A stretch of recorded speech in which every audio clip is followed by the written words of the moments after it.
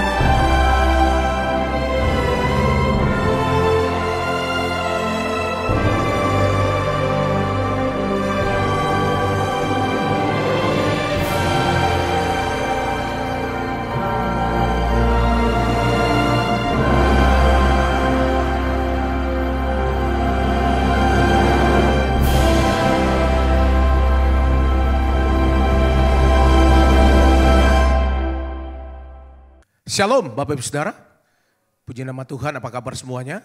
Kami sangat bersyukur dan berterima kasih untuk kesetiaan Bapak Ibu Saudara yang mengikuti Menara Doa ini setiap hari. Dan saya percaya hari ini Tuhan akan memberkati kita lewat doa, pujian dan penyembahan, lewat firman Tuhan. Nah Bapak Ibu Saudara yang ada di Holy Spirit Room dan juga Bapak Ibu Saudara yang mengikuti Menara Doa ini secara online, mari siapkan hatinya untuk kita akan datang kepada Tuhan. Kita minta biarlah Tuhan hadir, Tuhan terus akan melawat kita bersama-sama di Menara Doa ini. Mari kita akan tundukkan kepala, kita akan berdoa bersama-sama Bapak Ibu Saudara. Kami datang hari ini Tuhan. Kami naikkan ucapan syukur kepada Tuhan yang luar biasa dalam kehidupan kami. Terima kasih untuk penyertaan Tuhan. Terima kasih untuk anugerah Tuhan dalam hidup kami. Terima kasih untuk kesempatan yang Tuhan berikan buat kami. Terima kasih Roh Kudus, biarlah Engkau bawa kami hari ini ya Tuhan. Untuk kami masuk ke dalam hadirat-Mu. Bawa kami untuk kami dapat menyembah-Mu dalam roh dan kebenaran. Urapi ya Tuhan seluruh kehidupan kami. Kami percaya biarlah ya Tuhan firman-Mu akan menghidupkan seluruh kehidupan kami. Kami yang sakit Tuhan, Engkau sembuhkan secara khusus ya Tuhan. Kami yang punya masalah beban apapun Tuhan, biarlah ya Tuhan Engkau lepaskan di dalam nama Tuhan Yesus. Biarlah hari ini ya Tuhan kami melihat kebaikan Tuhan itu. Kebaikan Tuhan itu ada atas hidup kami. Bapa terima kasih. Biarlah Engkau hadir lawat kami semua ya Tuhan. Terima kasih Roh Kudus. Terima kasih Tuhan, tuntun kami hari ini. Mari naikkan ucapan syukur. Katakan Tuhan Engkau baik. Tuhan Engkau luar biasa. Kami bersyukur untuk kebaikan-Mu. Terima kasih Tuhan. Kau nyatakan itu bagi kami. Kau Tuhan yang selalu setia. Engkau Tuhan yang selalu ada bagi kami. Saat kami berseru kepadamu, Engkau dengar. Engkau Tuhan hadir bagi kami. Oh ralabaya syada ralabo. Terima kasih Tuhan. Terima kasih untuk anugerah-Mu. Engkau baik. Oh ralabataka ralabaya syada karalabalabala. Biarlah Kau nyatakan itu buat kami Tuhan saat ini. Nyatakan itu ya Tuhan. Urapi kami semua Roh Kudus. Terima kasih. Haleluya. Makasih Tuhan Engkau baik buat kami. Makasih Roh Kudus. Waktu ku takut, waktu ku bimbang kepadamu Tuhan, ku percaya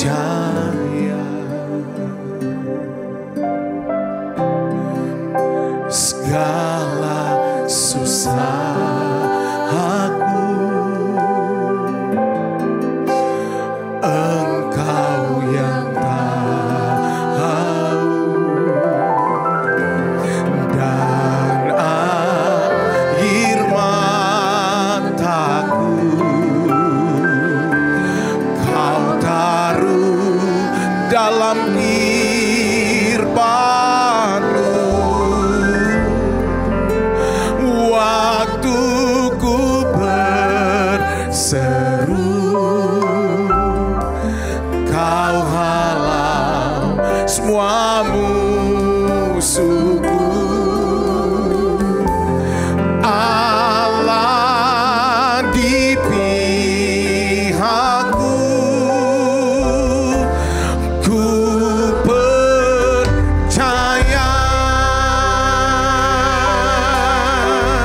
Mari dari awal katakan, waktu ku takut Tuhan. Waktu ku takut,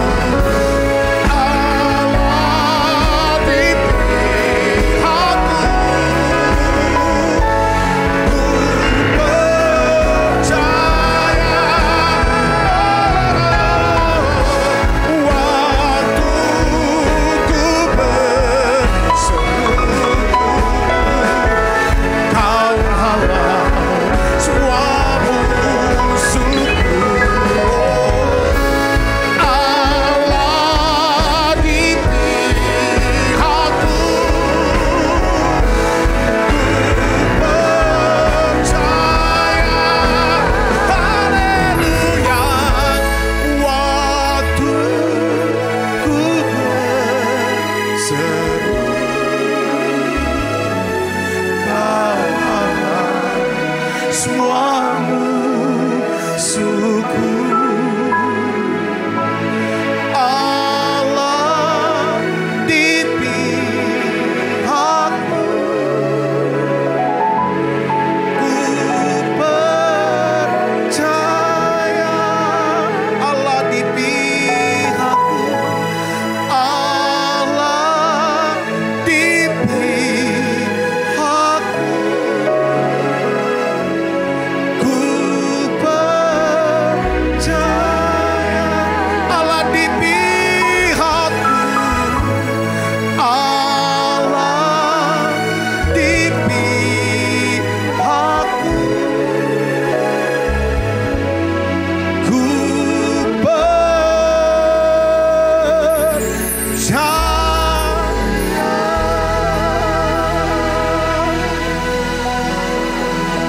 Mari Bapak bicara, mulai angkat suaranya sembah. Waktu kami takut Tuhan, kami bawa hidup kami kepadamu ya Tuhan.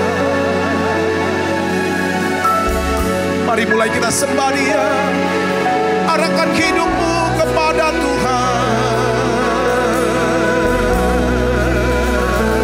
Kami percaya kepadamu ya Tuhan. Kami percaya dengan segenap hati kami Tuhan. Allah ada di hidup kami. Allah ada di pihak kami selamanya.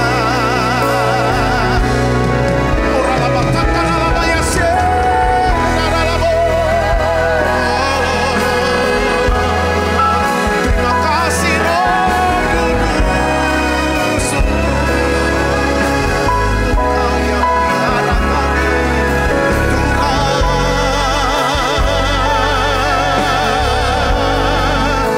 Ajar kami lebih lagi, oh haleluya.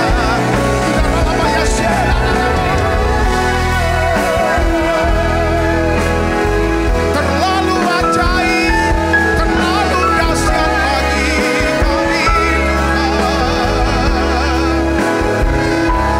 Setiap hari kami datang Tuhan di menara doa ini. Setiap kali kalau kami berjumpa dengan Tuhan, kami selalu mendapatkan Engkau. Terima kasih firman-Mu yang menghidupkan kami. Haleluya. Oh ralabatan ralabaya syada ralabo. Hiralabo ya syada ralabo.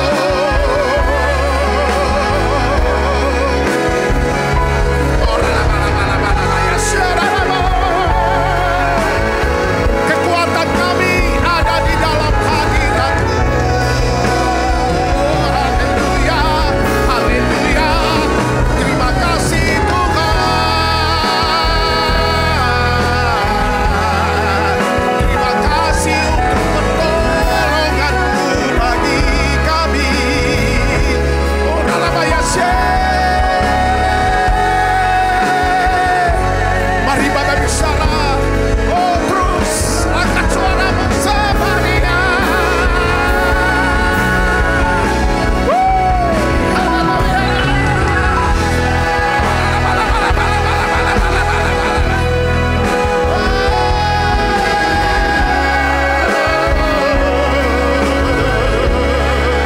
Terima kasih Yesus. Engkau Allah ada di pihak kami Tuhan. Terima kasih. Kau Allah yang bela semua ya Tuhan masalah kami. Siapakah yang menjadi lawan kami? Kami tahu Tuhan Engkau luar biasa buat kami. Kalau Tuhan ada di pihak kami, kami percaya semua jalan-jalan hidup kami terbuka. Oh ralabataka ralamaya syada. Mari bersama-sama sembah Dia. Allah yang bela. Siapa lawan Dia? Lebih dari pemenang dalam segala hal. Katakan, aku pasti dapat. Ku pasti dapat lakukan semua. Semua Yesus yang beri kekuatan. Oh, terpujilah namanya. Sekali lagi katakan, Allah yang bela. Allah yang bela. Siapa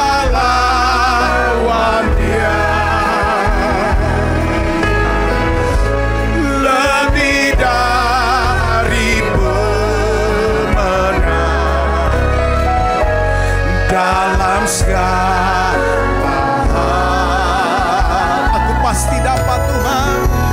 Ku pasti dapat lakukan semua. Lakukan semua. Yesus yang beri kekuatan. Oh, terpujilah namanya. Katakan, ya Tuhan, ya Tuhan, ku percaya. Aku percaya.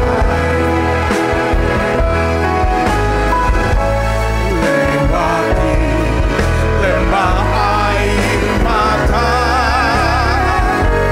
aku percaya. Firman-Mu tiada amin. Aku percaya. Oh, kenapa sudah Kau jamin. Aku percaya. Lebih lagi, oh, ya Tuhan, ku percaya. Aku percaya. Lewati lembah air mata,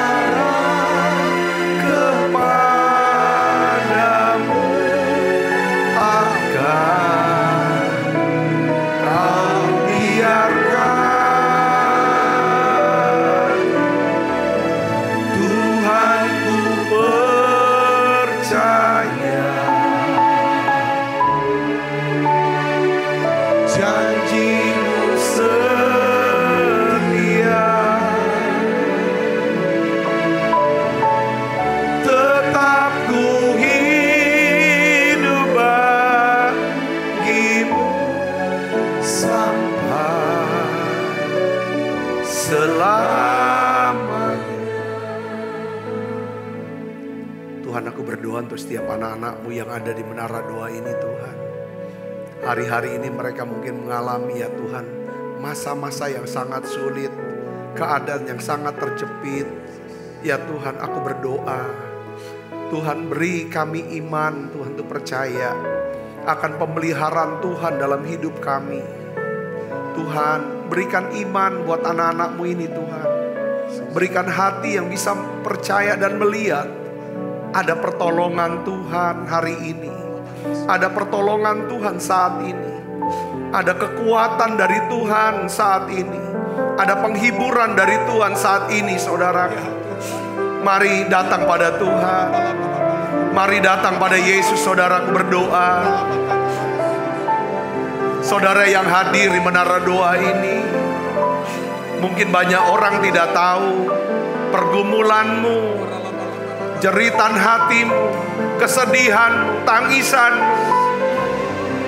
Tapi di sini, saat ini, saya sebagai hamba Tuhan, saya ingin berdoa buat saudara.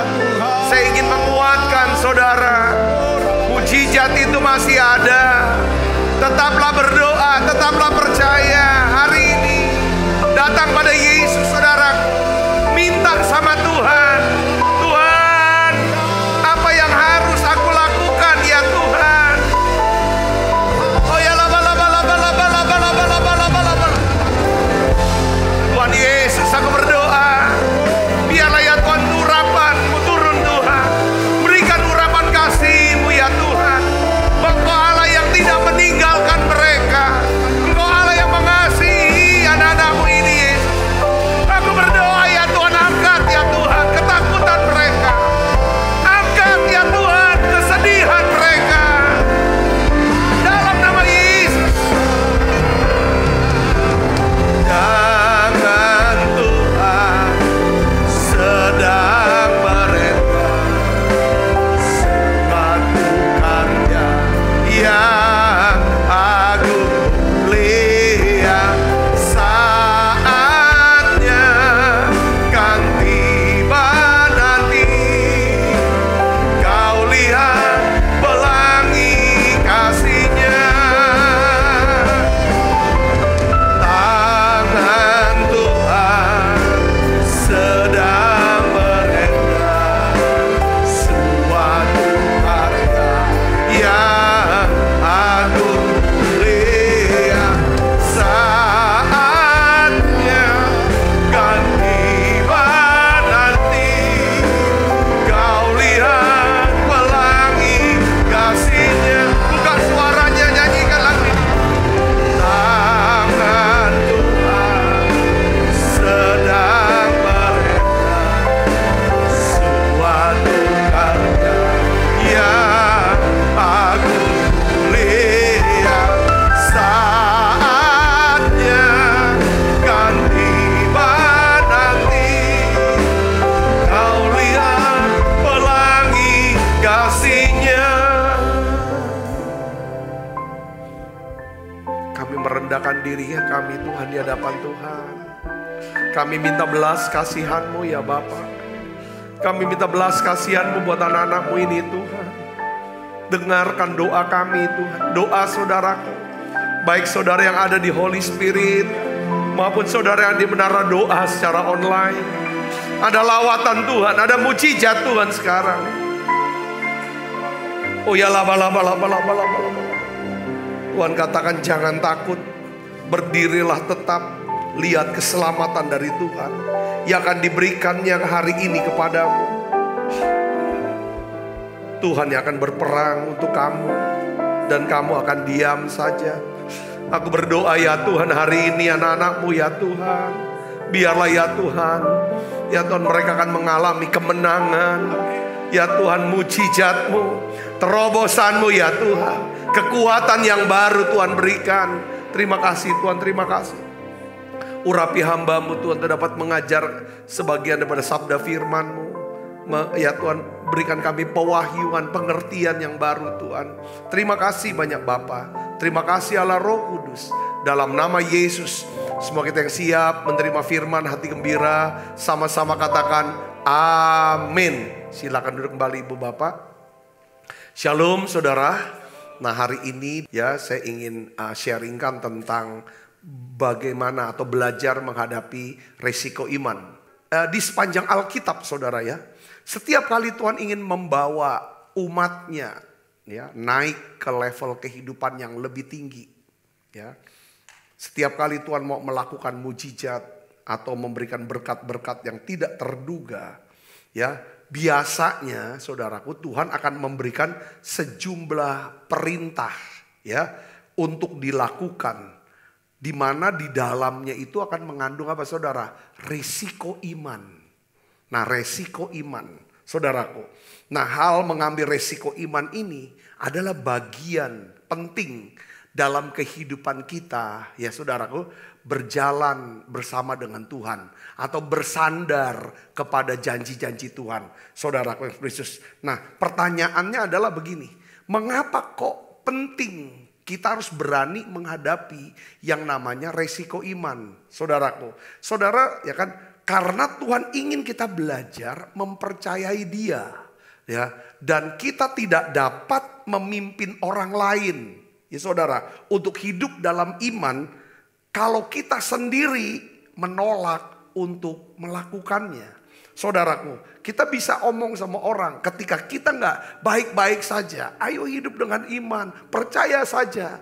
Saudaraku, nah oleh karena itu seringkali Tuhan izinkan keadaan-keadaan saudaraku yang sebenarnya di dalam keadaan yang sangat sulit ini atau terjepit ini saudara. Tuhan ingin kita bisa bersandar saudara kepada janji daripada firman Tuhan. Nah bicara iman itu bicara tentang saudara kepada siapa kita bersandar sebenarnya. Kalau saudara beriman sama bangku artinya saudara bersandar kepada kekuatan bangku. Makanya saudara percaya saudara berani duduk. Begitu pula dengan ketika saudara beriman sama Tuhan, saudara bersandar kepada janji Tuhan. Nah saudara hidup dengan Tuhan, ya kan? Saudara hidup dengan janji-janji Tuhan, saudara, dan saudara akan dapatkan. Nah di dalam Alkitab saya ingin bagikan saudaraku, ya kan? Ada satu peristiwa, ya kan? Yang sangat penting untuk kita bisa pelajari saudaraku, ya kan? Pada satu hari, saudara, orang Israel baru merayakan Paskah di Mesir. Pada waktu mereka merayakan Paskah di Mesir, ya saudara, mereka memotong daripada anak domba. Darahnya mereka oleskan ke tiang pintu mereka. Lalu mereka makan daging domba, makan sayur pahit. Lalu Tuhan perintahkan saudaraku kepada mereka, ya kan? Dan mereka lakukan semua.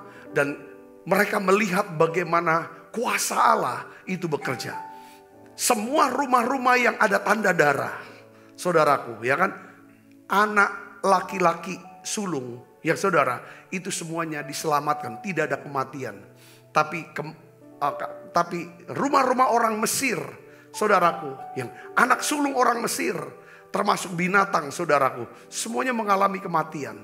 Sehingga menimbulkan satu ketakutan yang besar di Mesir. Saudaraku, nah pada saat itulah saudaraku, Tuhan ingin membawa bangsa Israel sesuai dengan doa mereka. Karena mereka sudah mengerang, sudah tidak kuat dengan beratnya perbudakan. Saudaraku, Tuhan utus Musa untuk bebaskan mereka dan mereka dibawa keluar ke Mesir. Sebelum mereka keluar dari Mesir, Tuhan lembutkan hati orang Israel yang selama ini memperbudak mereka, pakai tenaganya tapi nggak bayar upahnya.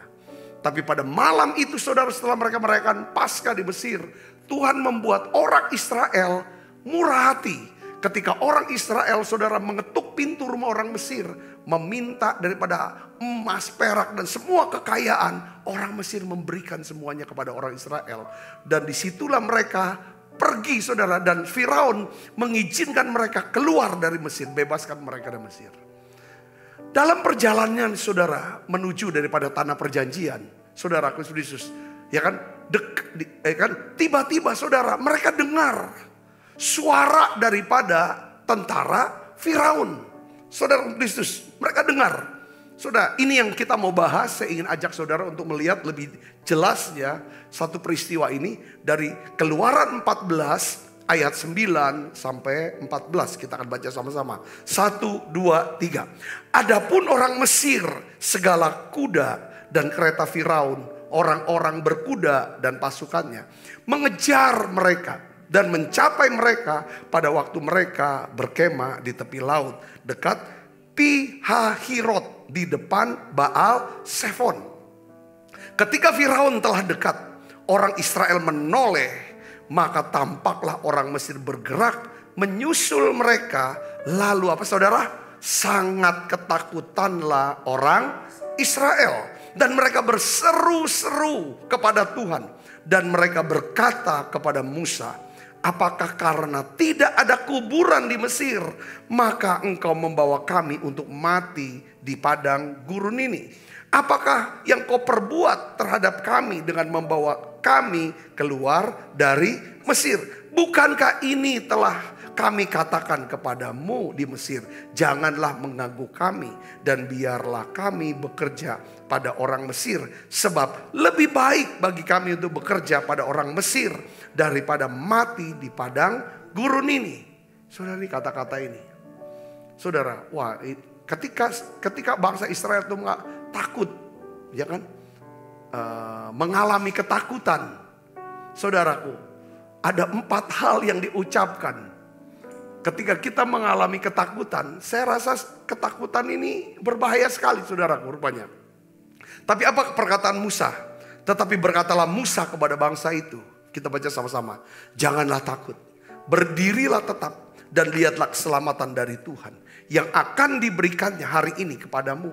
Sebab orang Mesir yang kamu lihat hari ini tidak akan kamu lihat lagi untuk selama-lamanya. Tuhan akan berperang untuk kamu dan kamu akan diam saja. Katakan amin.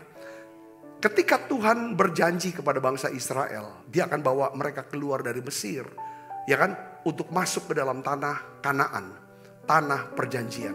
Pertanyaannya, saudaraku, kalau Tuhan berjanji, saudaraku, Tuhan pasti nggak menggenapi? Tuhan pasti genapi. Kenapa Tuhan? Ya kan? Tuhan tuh bukan seperti kita manusia. Kita berjanji, kadang kita nggak tepati. Kenapa? Pertama, karena kita lupa. Yang kedua, karena kita nggak sanggup menepati janji itu, nggak punya kemampuan. Kalau Tuhan nggak pernah lupa dia, karena dia Allah yang kekal, nggak pernah lupa. Dia pasti genapi. Katakan amin. Nah, Tuhan itu maha kuasa. Apa yang dia janjikan, dia bisa lakukan itu untuk menepatinya. Katakan amin, saudaraku. Ini itu Tuhan kita, saudara. Nah, di sini kan Tuhan janji, aku akan bawa kamu. Tetapi kenyataannya, mereka sudah keluar dari Mesir, di tengah jalan kena masalah. Mereka kejepit. Saudara Kristus, hidup kita seperti itu. Tuhan bilang, barang siapa ada dalam Kristus, dia adalah ciptaan yang baru. Yang lama sudah berlalu, yang baru sudah datang. Tuhan janji, ada banyak janji dalam hidup saudara mungkin. Dalam hidup saya. Saudaraku, kita sudah jalani ini. Tiba waktu kita jalan di tengah jalan, tiba-tiba kita ketemu masalah yang membuat kita terjepit. Seperti orang Israel, di belakang dikejar sama Firaun, di depannya laut teberau. Makanya mereka langsung ketakutan. Saudara ketakutan, pasti saudara pernah menghadapi keadaan kejepit. Ini 2, dari manusia, dari alam, dari keadaan. Hidup kita selalu kita ngadapin orang-orang yang sulit kah? Saudaraku yang sulit, yang gak bisa berubah, yang segala macam. Kita ngadapi juga keadaan-keadaan. Kalau kita tidak punya iman, maka yang muncul adalah ketakutan. Katakan amin, saudara. Katakan amin. Makanya saya ingin sharingkan, beritahu kepada kita, saudaraku. Coba kita lihat 2 Timotius 1 ayat yang ke-7. Kita baca sama-sama.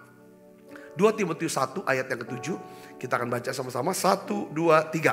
Sebab Allah memberikan kepada kita bukan roh ketakutan, melainkan roh yang membangkitkan kekuatan, kasih dan ketertiban.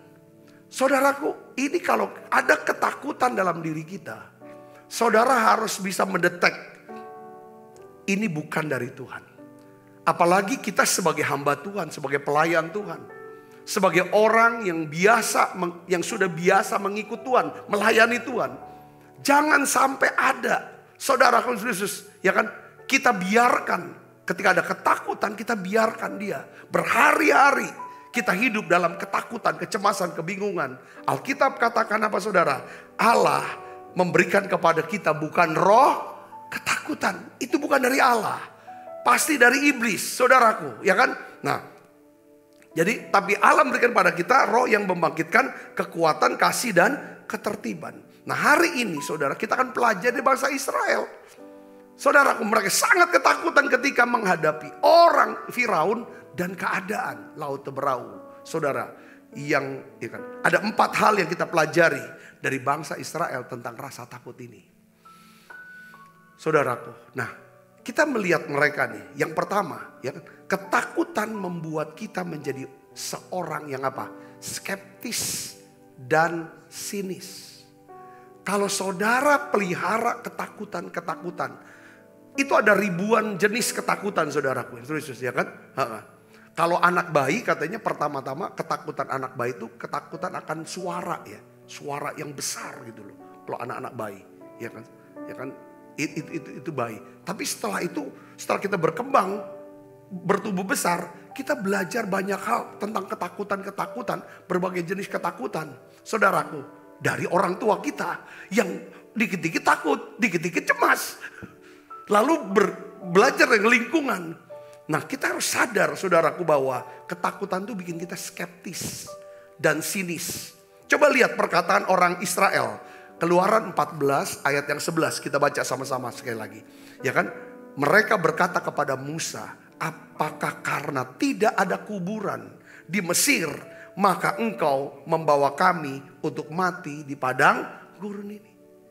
Kata-kata ini kayaknya kata-kata yang bagaimana? Ini sarkas, sinis, skeptis, saudaraku ya kan? Jadi artinya apa saudara? Dia tuh nggak yakin, ya kan bahwa Tuhan, ya kan bisa membawa mereka atau menyelamatkan mereka dari apa saudara? Dari kejaran Firaun. Nah sekarang ke depannya bagaimana? Inilah makanya saudaraku, ya kan? Dalam hidup kita, ketika kita cuma bisa lihatnya cuma orang yang ngejar kita, atau kita di depan kita lihat laut, pasti kita hidup dalam ketakutan. Kalau kita selalu tengok ke belakang, kadang tengok ke depan, yang muncul tuh takut. Sekali-sekali dalam hidup kita, makanya tiap pagi kita harus bisa tengok kemana? Ke atas. Ke atas. Kita lihat Tuhan. Lihat janjinya. Kadang-kadang boleh kok.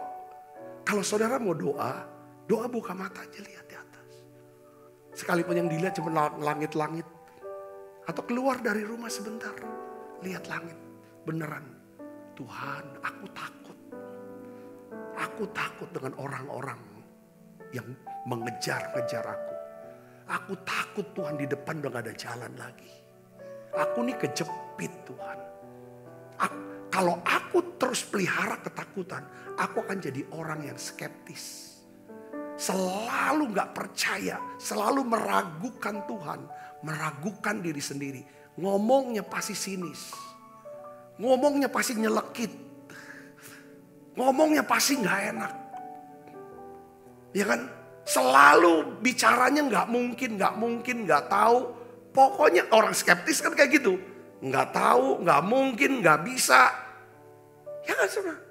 Ya kan? Apa udah gak ada kuburan lagi di Mesir sampai kamu bawa ke sini? Ini kan udah ngomongan yang gak enak didengarnya. Padahal kan mereka berdoa, minta lepaskan kami dari perbudakan. Kalau saudara baca di Keluaran pasal 1, pasal 2 itulah kejadiannya. Itu pasal 1 kan cerita tentang Allah mendengar mereka dan mengingat akan Abraham. Lalu dia utus Musa, saudaraku, untuk datang bebaskan mereka. Setelah mereka sudah ada di tengah jalan, mereka tuh lupa akan janji Tuhan. Mereka lupakan doa mereka. Ketika kita lupakan doa kita yang pernah kita naikkan di hadapan Tuhan, kita lupa akan firman Tuhan. Kita lupa untuk lihat naik ke atas, lihat ke atas, lihat ke Tuhan. Kadang-kadang kalau kita selalu lihat yang ke depan, kita takut.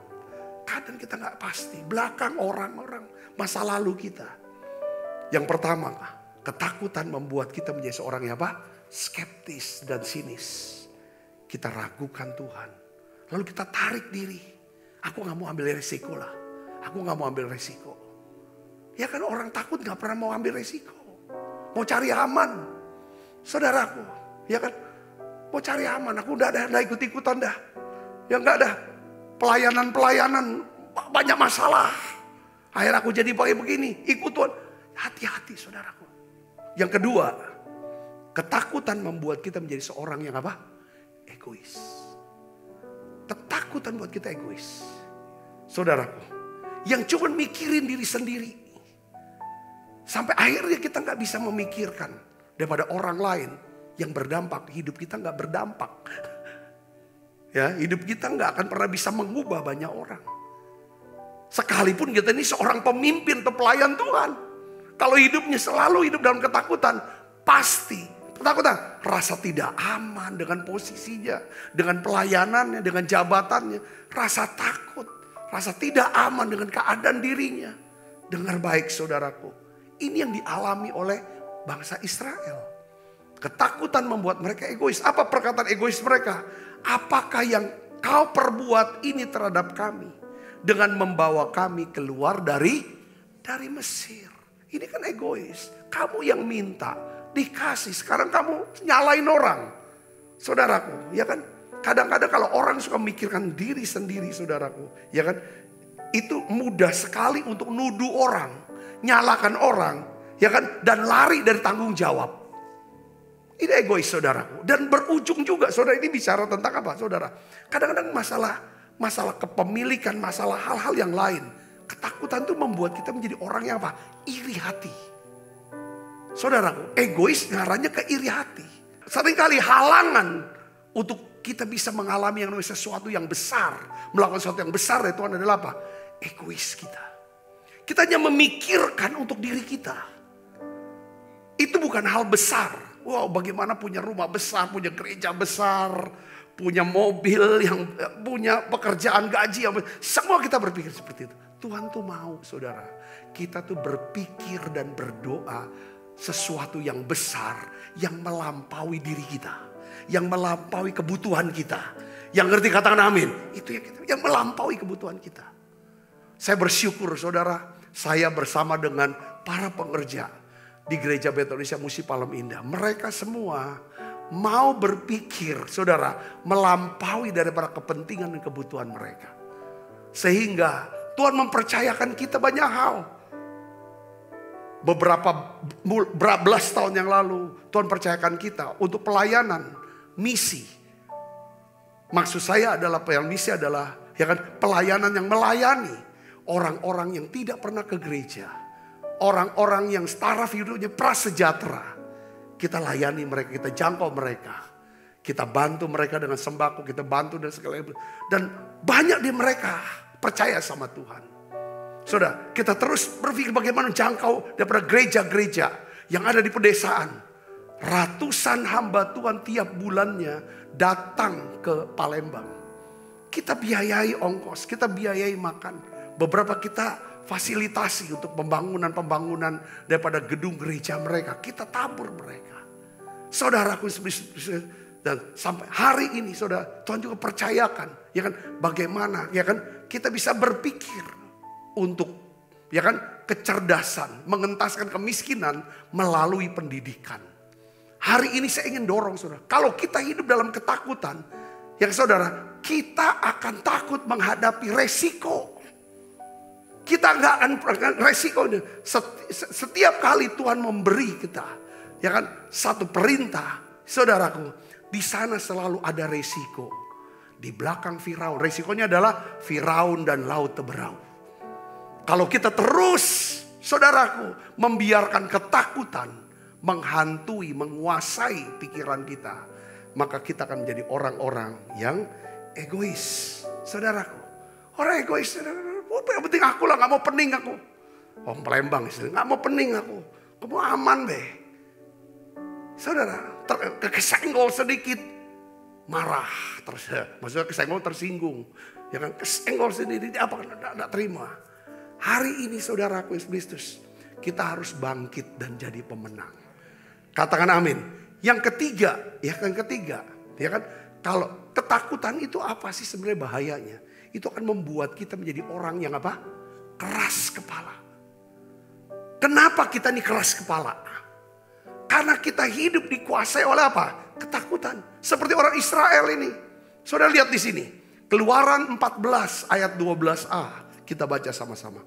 1, 2, 3. Bukankah ini telah kami katakan kepadamu di Mesir? Janganlah mengganggu kami. Dan biarlah kami bekerja pada orang Mesir. Saudara sini. Orang-orang yang keras kepala. Itu adalah orang-orang yang selalu menolak perubahan. Ya. Mereka menolak untuk apa? Belajar dan diajar oleh Tuhan. Ya. Pikiran mereka tuh tertutup.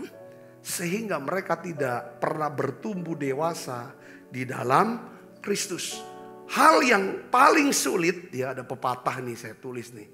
Hal yang paling sulit dibuka adalah pikiran yang tertutup. Makanya kembali saudaraku, kenapa kok ya pentingnya kita belajar dan bertumbuh dalam apa? Kerendahan hati dan kelemah lembutan. Karena orang yang rendah hati pasti lemah lembut. Orang yang lemah lembut adalah orang yang mau mendengarkan ketika diajar. Dan orang ini mau belajar. Sehingga mereka bisa bertumbuh dalam apa? Kesanggupan, karakter, dan pengenalan akan Tuhan. Katakan amin saudara. Ini dia. Sehingga kalau saudara bisa bertumbuh dalam kesanggupan atau kompetensi. Ya kan? Keahlian. Saudara, Tuhan akan berikan berkat kepada saudara untuk kalian. Biasanya berkat keuangan di sana. Saudara, berkat keuangan itu dapat. Kalau saudara punya kesanggupan, keahlian, saudara dapat. Ya orang-orang dunia yang punya keahlian, saudara, mereka dibayar tinggi karena mereka punya kompetensi untuk saudaraku mengobati penyakit kanker. Dia dibayar sekali kemo berapa duit. Kalau seorang bisa punya keahlian, kompetensi saudaraku, ya kan? Untuk sebagai penasehat hukum.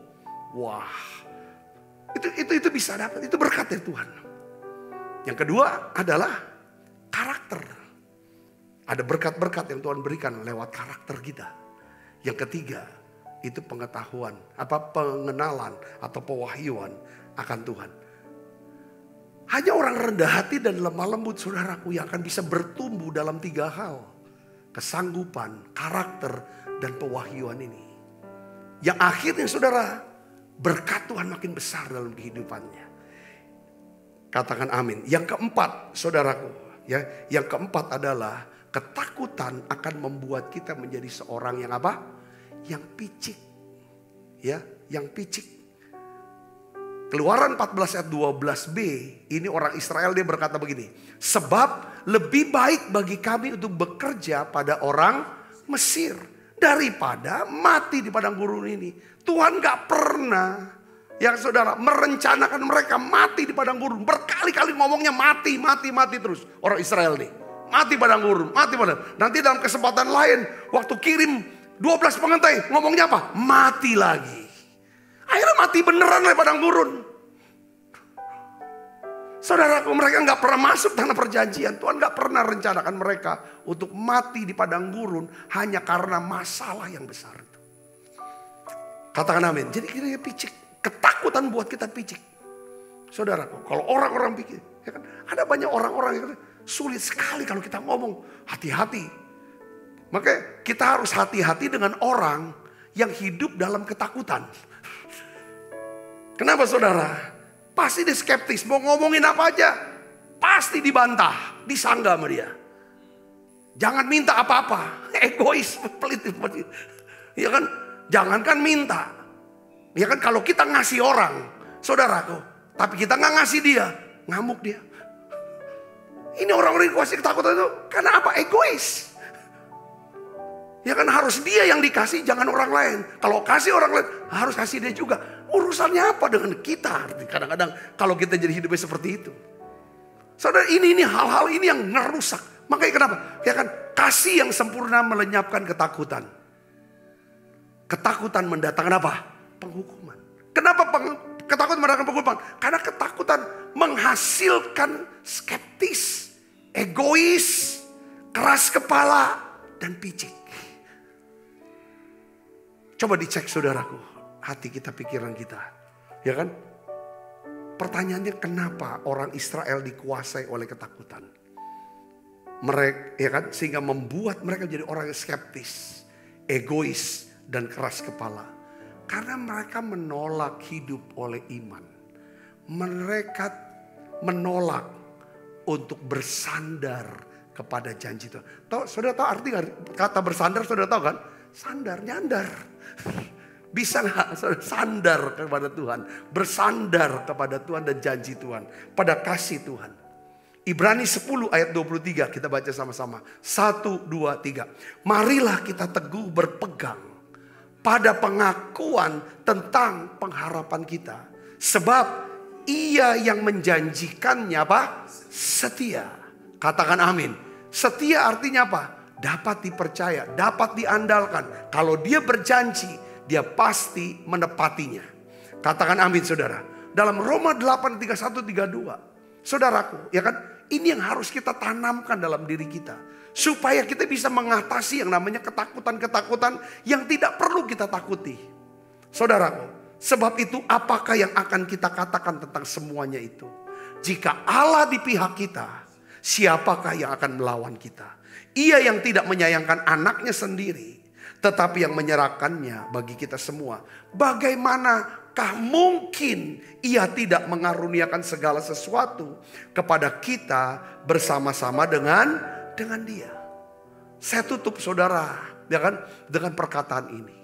Bahwa Tuhan tuh punya rencana besar, punya pekerjaan besar, punya pelayanan besar untuk hidup saudara. Tapi itu ada di balik ketakutan saudara semuanya. Di situ, karena di situ ada resiko iman. Saudara tahu ada resikonya, aku takut.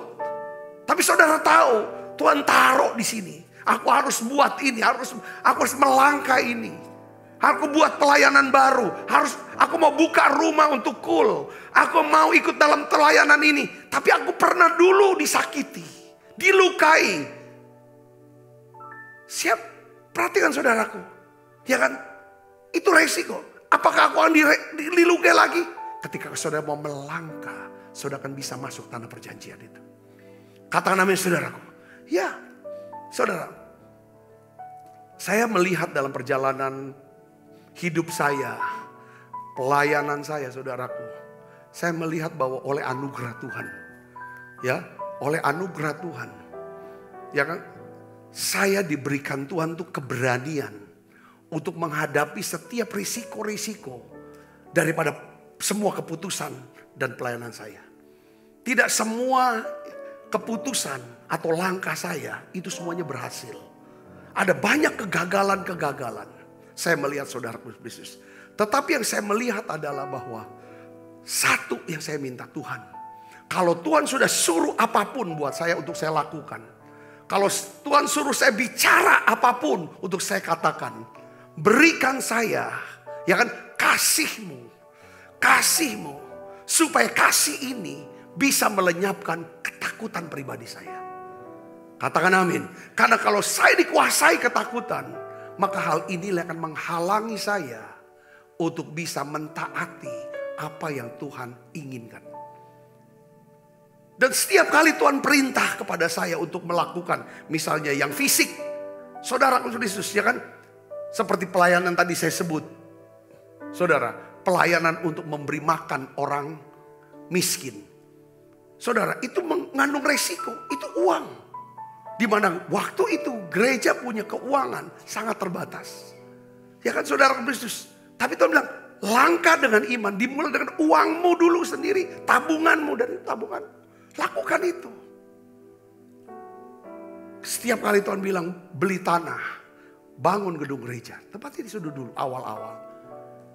Gereja tidak punya dana yang cukup untuk bisa membeli tanah, melunasinya dan membangun.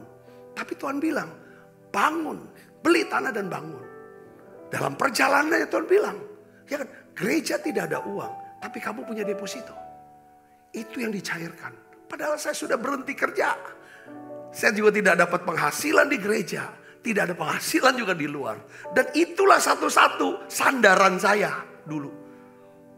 Tapi Tuhan bilang cairkan itu untuk pembayaran tanah. Saya melihat ketika kita berani ambil resiko iman. Saudara, Tuhan bawa kita ke tanah perjanjian itu. Saya melihat bagaimana Tuhan mengirim jiwa-jiwa dalam pelayanan ini. Orang-orang yang diselamatkan, disembuhkan, diubahkan hidupnya. Saudara, saya melihat banyak sekali. Bukan saya ini bicara tentang semua orang bersama dengan kita. Saudara, setiap kali Tuhan perintahkan apa? Yang terakhir ketika Tuhan membawa kita, Tuhan perintahkan bangun gedung sekolah. Di tengah-tengah masa pandemi, saudaraku. Di mana gereja pun tidak ada ibadah. Saudaraku, hari ini apapun. Satu hari Tuhan bilang, datangi orang itu.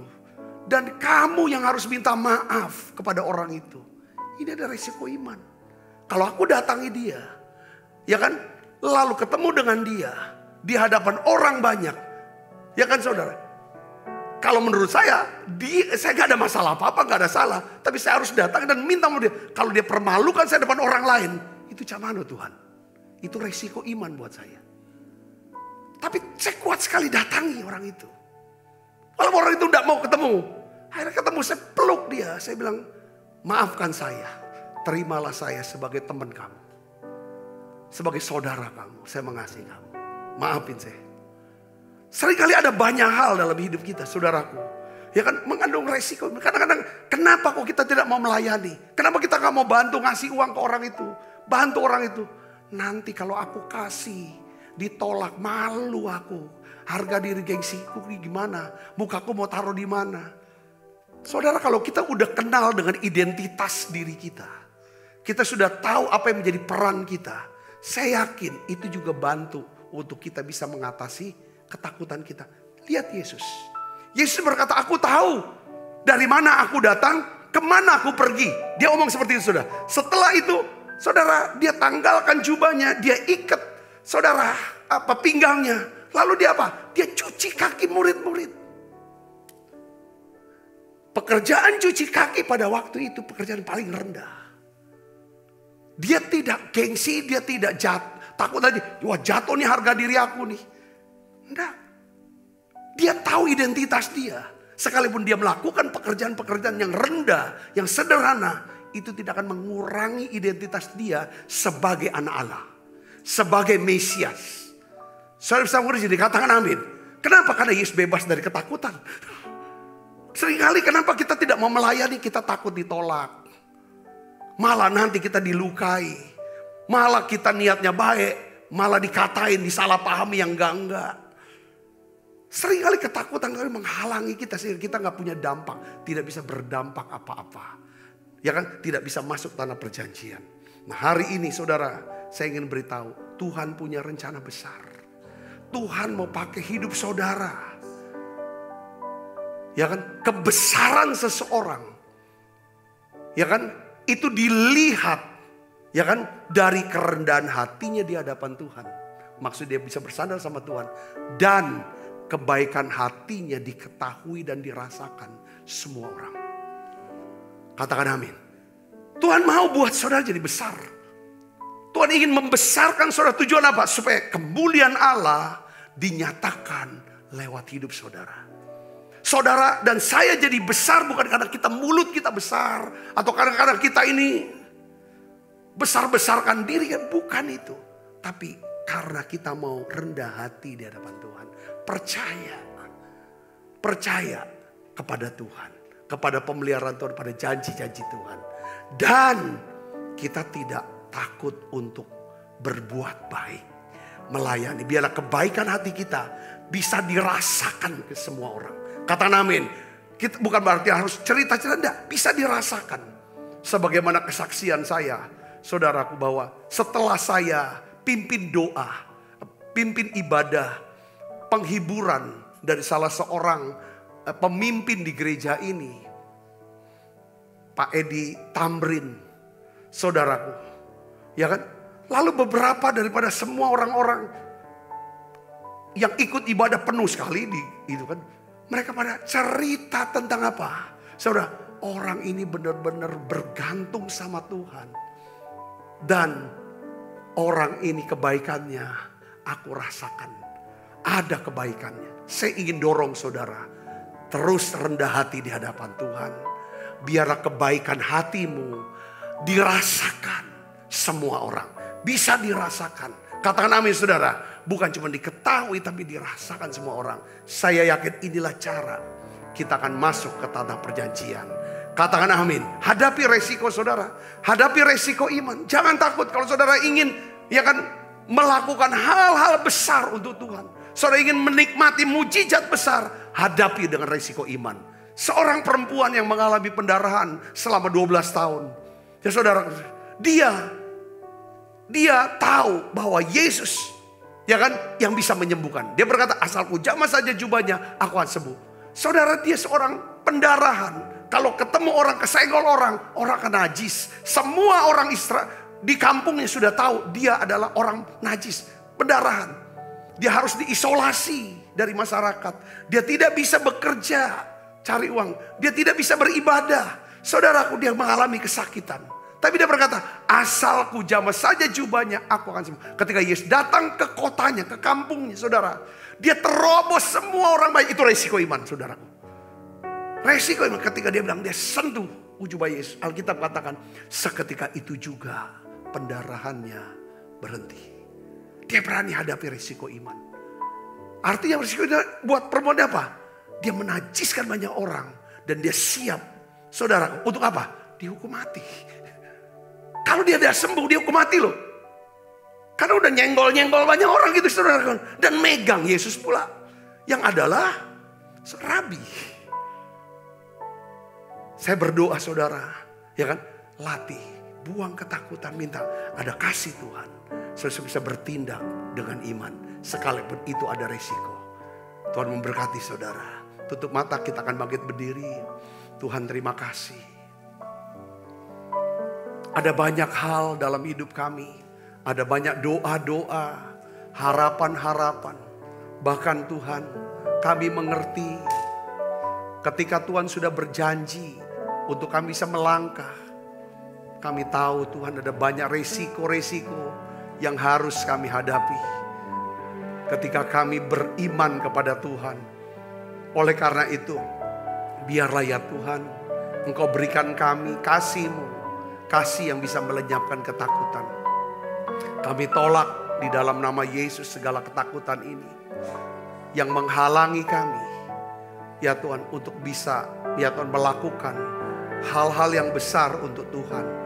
Berkati tangan-tangan ya Tuhan yang membawa persembahan untuk pelayanan menara doa saat ini. Biarlah Tuhan Kau memberkati mereka yang memberi dengan murah hati. Terima kasih Tuhan, Tuhan anak-Mu, Kau jawab doa kami. Yang sakit Tuhan sudah sembuhkan, yang lemah Tuhan kuatkan, bahkan yang susah Tuhan hiburkan. Terima kasih, sebentar kami akan makan perjamuan kudus. Biarlah Engkau hadir dan memberkati setiap kami. Dalam nama Yesus kami berdoa. Haleluya. Amin, amin, amin. Hatiku percaya.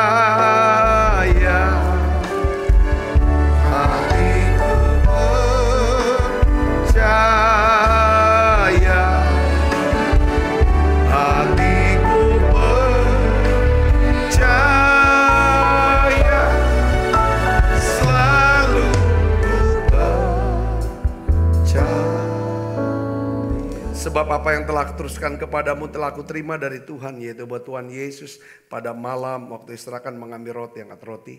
Dan sudah itu mengucap syukur atasnya, ia memecah-mecahkannya dan berkata, inilah tubuhku yang diserahkan bagi kamu. Perbuatlah ini menjadi peringatan akan aku. Saudaraku, bukankah roti tangan kita ada persoalan kita dengan tubuh Kristus? Mari kita makan dalam.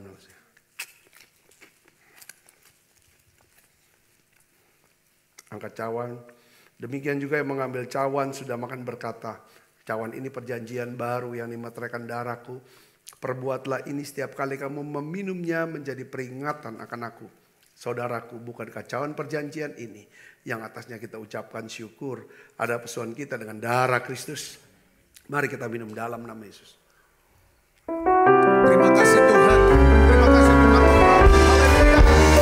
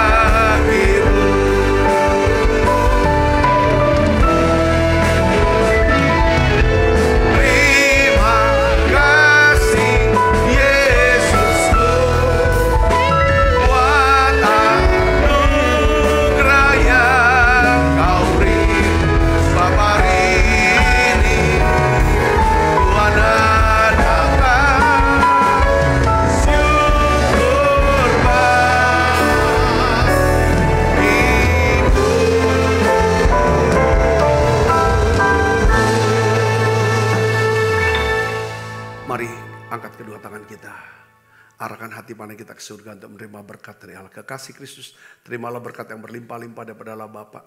Di dalam anaknya yang tunggal Tuhan kita Yesus Kristus. Persetujuan yang manis di Roh Kudus menyertai saudara mulai saat ini sampai Yesus datang menjemput kita dalam permai dan sampai selama-lamanya. Semua kita yang percaya dan berkati sama-sama katakan amin. Tuhan berkati saudara semuanya.